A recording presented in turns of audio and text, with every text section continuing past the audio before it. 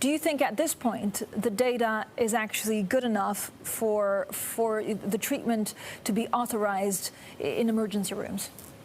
I can't answer that question until I've spoken to the agencies. So the data we put out yesterday was the result of having dosed people in hospital. So it was a 100-patient clinical trial with placebo against our drug, SNG-001. We've got very good data that we're really pleased with. We've got complete analysis of that data, talk to the regulatory agencies, work out what additional data they need to consider approving a submission.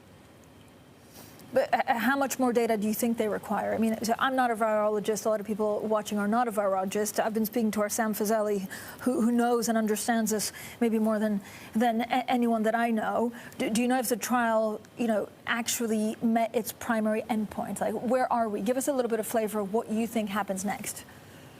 Well, we are pleased with the data, and it's that protective effect that you just described, but also at the other end of the scale, on the primary endpoint that we were assessing, this ordinal scale, which was proposed by WHO back in February and March as the endpoint to use. We also improved the chance that you can recover back to a level of no limitation of activities or better with this drug. So we couldn't have asked for more from this trial. And your question is a very good question, and I have to put that to the agencies. And until we've got that information, it'd be wrong for me to speculate. Yeah.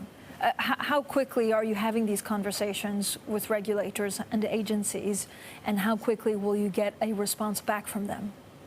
Well, things are happening very quickly. The MHRA, who we've been engaged with thus far, the UK regulatory agency, have been fantastic to work with and very supportive of this clinical trial. We will talk to the EMA and the FDA, and they are processing things very quickly at the moment. But I think we're talking a small number of weeks as opposed to the normal months turnaround for this sort of engagement we need to have next. Richard, just so everybody understands it, so once you get approval, if you get approval, then the drug and the nebulizers used to deliver it need, of course, to be produced and manufactured in large quantities. Yeah. Give us an update. So if you do get approval, how quickly can the rest be done? So time is the challenge here. What we are doing is technically something that is a well-trodden path, and recognizing that time is the challenge. We started all this activity back in April at risk on the assumption that we would get good data.